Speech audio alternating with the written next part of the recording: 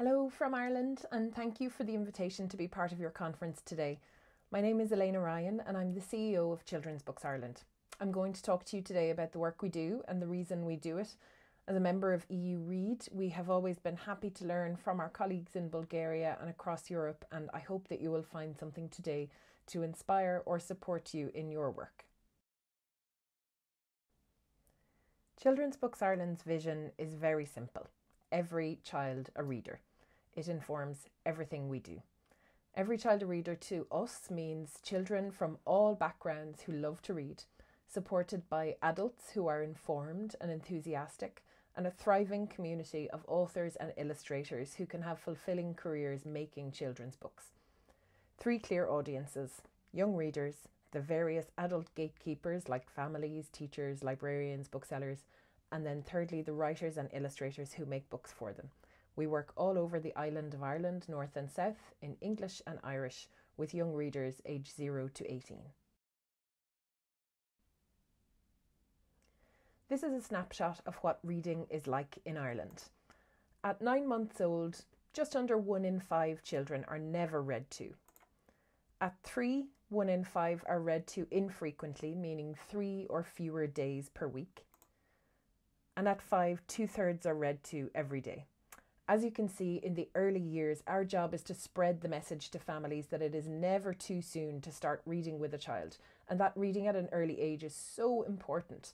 Reading frequency at 3 years of age is highly predictive of reading habits at age 5, and this continues on throughout childhood. So we know that if we can get children reading younger, that habit will stick when they're older.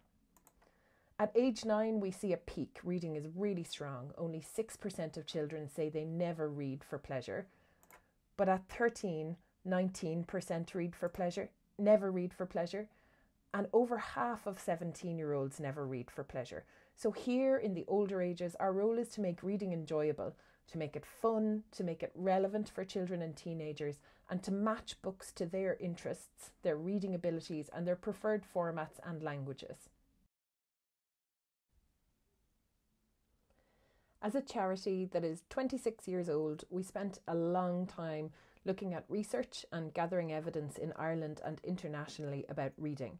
We know that reading has an extraordinary impact on a person's life. We know that children who read for pleasure have higher levels of literacy and numeracy.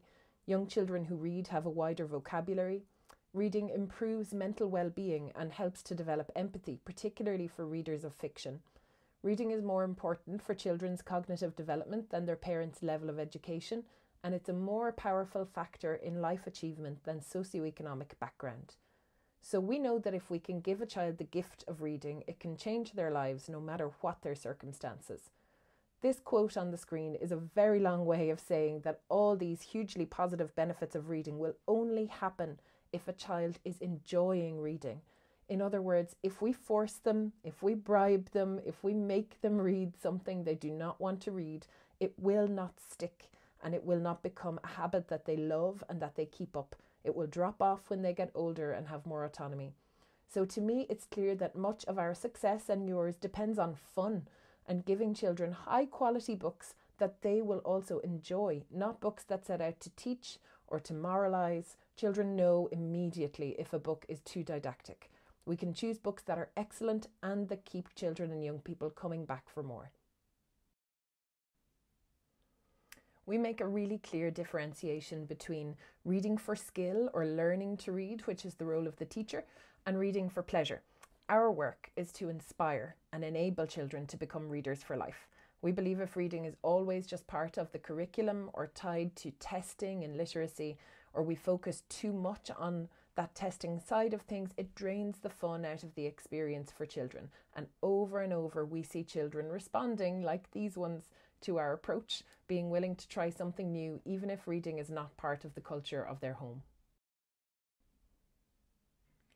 School libraries in Ireland have not been well funded since the recession in 2008. Schools usually have to fundraise to buy books for their libraries, or they take donations from students' families, which usually results in school libraries being filled with old, dog-eared copies of bestsellers only or dated books that were published long ago. The books on shelves do not often reflect the diversity of children in Irish classrooms, nor do they always meet the needs of these children. For instance, if a child has dyslexia, another reading difficulty, or if a child has English as a second language, there is not always budget to buy books to suit these children. There is a huge need for support. Last year, the Department of Education invested in school library books for the first time since 2008, but there hasn't been any sustainable funding for 2023. Last year, we received 640 applications for support from schools, and we gave away 117,000 books. There is a huge demand. And this photo is one that I love to show, because one of the ways we support schools is through awarding new libraries of brilliant books. Our model is to give lots of different books alongside visits from an author or illustrator who can get the children excited about reading. We also provide teacher training around building a reading for pleasure culture in the classroom and in the school. And this was one of the first schools we visited after the COVID-19 pandemic. This moment is just pure joy from these two girls who have seen their school's new library for the first time. And that's what we're going for. Part of our remit and our role as a charity is to lobby government for initiatives that will support children and young people's reading. And this quote for our campaign last year was so insightful. We cannot keep admonishing young people for spending too long on screens if we're not presenting them with opportunities to read and, importantly, read for free. Libraries need to be attractive, inviting places for students which they see as alive with new books and reflecting their interests.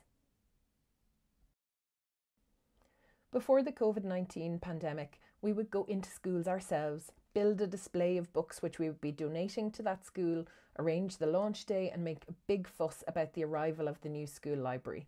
But given that we couldn't go into schools during the pandemic, we needed to rethink our model.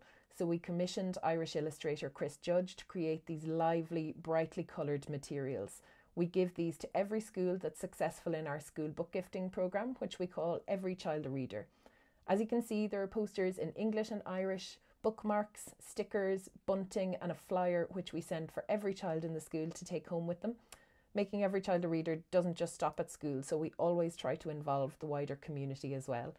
We wanted for this to feel like a celebration, and we needed to give the schools the materials to help that happen. I wanted to show you a real example of one school that we work with and how a whole school approach with lots of simple interventions is building up a really strong reading culture in Scoilingasa Junior in Dublin. So much of this is just about the kids having fun, having regular access to the books, getting familiar with them and having a sense that borrowing from the school library is just part of the daily or weekly routine at all ages. This school held a ribbon cutting ceremony when they got their books. They decorated their school hall, they put up quotes about reading on the walls, they hung up their flags and balloons, and they made a display of books on tables and benches. They had an illustrator come to visit them as their champion of reading to get them excited about books, and they invited their local newspaper in to do an article on their reading culture. We try when we're choosing these books to have a really good mix, including graphic novels, non-fiction, fiction, lots of Irish authors and illustrators, loads of positive representation of diverse children on the page, lots of funny books to get kids started. We set them up with the bunting and posters in the library or in the hall, and then we ask the children to form a human chain so they can pass each book from hand to hand. They can see it, they can look at books that they think they might like to borrow. They might start with something like Dogman or a comic that they are familiar with, which is easy to read, which is highly visual, and they're likely to then move on and get comfortable reading more widely as they get familiar with their library. Children in the school were allowed to read and borrow any book they wanted. They weren't told that picture books were too young for them. There was no pressure to pick a particular book, and they thoroughly enjoyed rooting through their new library. They set up a reading committee made up of children aged from around 7 to 9. Their vision for the reading committee was to provide book recommendations and promote reading to their fellow students as a fun pastime. These students have been given a really important job, and their teachers and their fellow students are listening to them.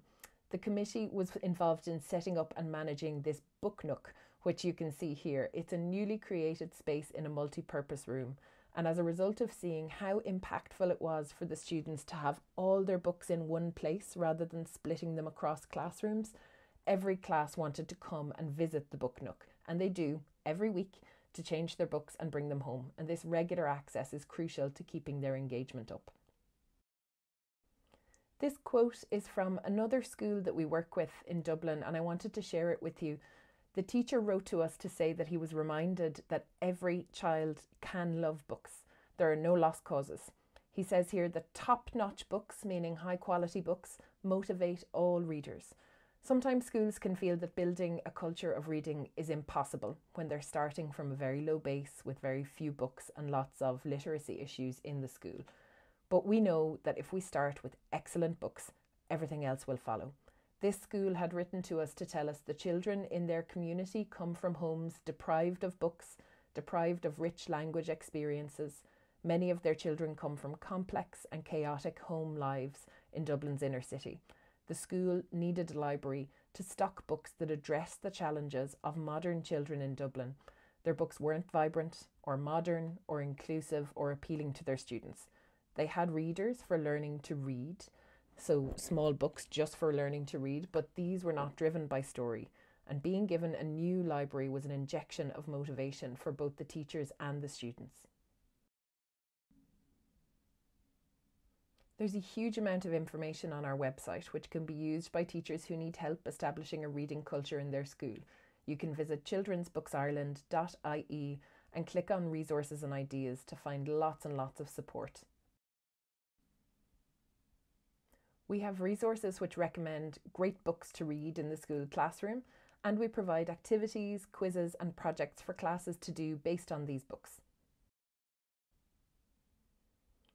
We also produce recommended reading guides like this one, which contains over 230 short reviews of books for children aged 0 to 18 in English and Irish. Picture This focuses on heavily or entirely visual texts designed to appeal to young readers who may not have Irish or English as a first language, who may struggle with reading or who just love pictures. We very much believe that visual narratives are for everyone, rather than picture books being a stepping stone to real reading. So again, it's a matter of taking the pressure off. We just want for children to build the habit of reading and the love of reading, and then gradually introduce different kinds of books following their interest.